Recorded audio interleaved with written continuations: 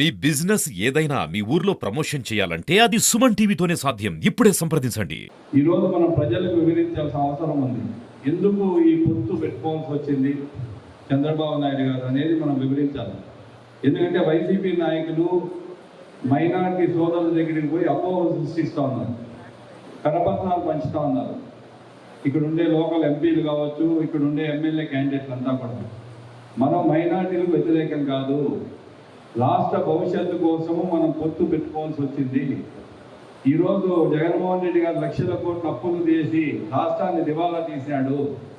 రేపు చంద్రబాబు గారు ముఖ్యమంత్రి అయినా కూడా ఈ రాష్ట్రం ముందుకు పోవాలంటే పవన్ కళ్యాణ్ గారు చంద్రబాబు గారు నిర్ణయం చేసుకోవాలి, బీజేపీతో అలయన్స్ పెట్టుకోవటం జరిగింది.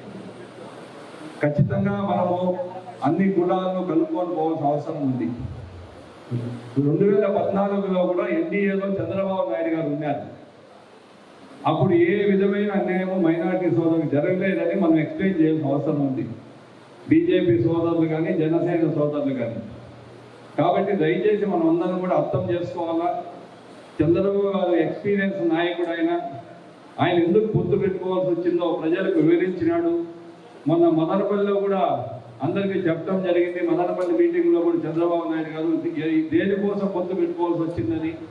కాబట్టి ఇక్కడ ఉండే మూడు పార్టీ నాయకులు, కార్యకర్తలు, తెలుగుదేశం వారు కావచ్చు, జనసేన కావచ్చు, బీజేపీ వారు కావచ్చు, ఖచ్చితంగా మనం ప్రజలకు వివరించి మనము ఈ పొత్తు ఎందుకు పెట్టుకోవాల్సి వచ్చిందని మనం చెప్పాల్సిన అవసరం ఉంది. మన మదనపల్లిలో ఏదైతే చంద్రబాబు గారు మనకు ప్రజలకు వివరించినారో అవన్నీ కూడా తీసుకెళ్తే మనం రాజంపేట పార్లమెంట్ మంచి మెజారిటీతో గెలిచే అవకాశం ఉంది.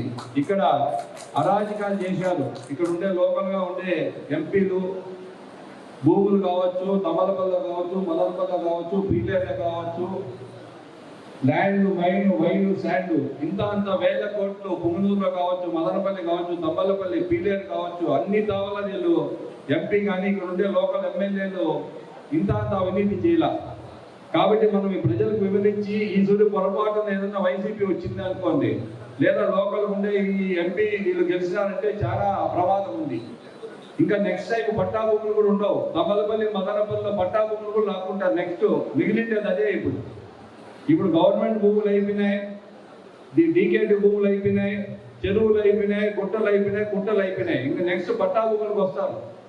కాబట్టి మీరంతా కూడా మదనపల్లి, తమ్మలపల్లి కానీ ఇక్కడంతా కూడా మనం ప్రజలకు వివరించి ఈరోజు ఎందుకు మనము ఎన్డీఏ క్యాండిడేట్ గెలిపించుకోవాలా, ఇక్కడ లోకల్గా షాజహాన్ను తెలుగుదేశం క్యాండిడేట్ గెలిపించుకోవాలా, మదనపల్లిలో కూడా తెలుగుదేశం క్యాండిడేట్ గెలిపించుకోవాలా, పీలేరు కావచ్చు,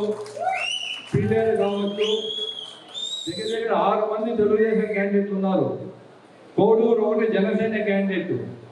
కాబట్టి 7 మందిని మనం గెలిపించుకోవాల్సిన బాధ్యత మన పైన ఉందని మీకు తెలుపుకుంటున్నా. ఈరోజు చంద్రబాబు గారు ముఖ్యమంత్రి ఖచ్చితంగా అవుతారు.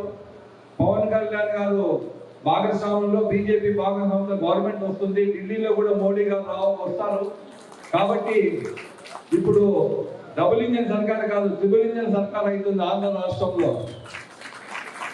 Telugu Desam, Janasena, BJP double engine కాదు, ట్రిపుల్ ఇంజన్ సర్కార్ అవుతుంది ఇప్పుడు ఆంధ్ర రాష్ట్రంలో.